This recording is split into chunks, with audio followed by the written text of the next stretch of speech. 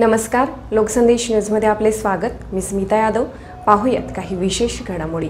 कुपवाड शहरासाठी महत्त्वाच्या असणाऱ्या कुपवाड ड्रेनेज योजनेच्या महत्त्वाकांक्षी प्रकल्पाचं भूमिपूजन पंतप्रधान नरेंद्र मोदी यांच्या हस्ते सोलापूर इथं ऑनलाईन पद्धतीने करण्यात आलं। सोलापूर राज्यपाल रमेश बैस, मुख्यमंत्री एकनाथ शिंदे, उपमुख्यमंत्री देवेंद्र फडणवीस, उपमुख्यमंत्री अजित पवार यांच्यासह मान्यवर उपस्थित होते।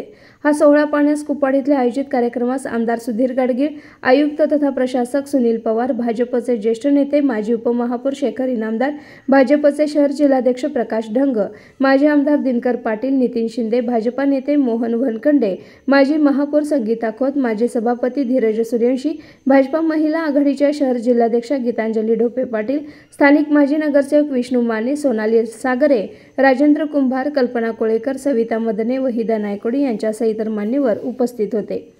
प्रास्ताविक आयुक्त तथा प्रशासक सुनील पवार यांनी केलं। कार्यक्रमाचं संयोजन उपायुक्त स्मृती पाटील, राहुल रोकडे, वैभव साबळे, पंडित पाटील इत्यादींनी केलं। कार्यक्रमास मोठ्या संख्येनं कुपवाडचे नागरिक उपस्थित होते।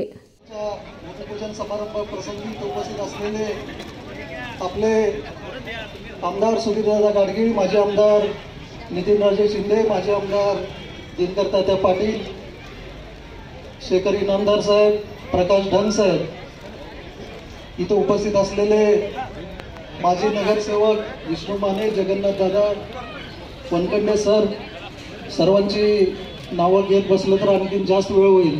त्यामुळे सर्व आजी माजी नगरसेवक, सर्व पक्षांचे पदाधिकारी, कुपवाडचे नागरिक आणि या ठिकाणी जमलेले माझे सर्व सहकारी, खरं तर सांगली, मिरज आणि कुपवाड शहर महानगरपालिकेची स्थापना 1998 साली झाली। आज 2024 साल चालू आहे। रौप्य महोत्सवी वर्षाच्या सांगत्याच्या वेळेला जवळपास 25 वर्ष आपल्याला झालेले आहेत आणि आज कुपवाड भुयारी गटार योजनेचा ऑनलाईन भूमिपूजन समारंभ हा माननीय पंतप्रधान महोदयांच्या हस्ते आज झालेला आहे। आपल्या सांगलीच्या इतिहासात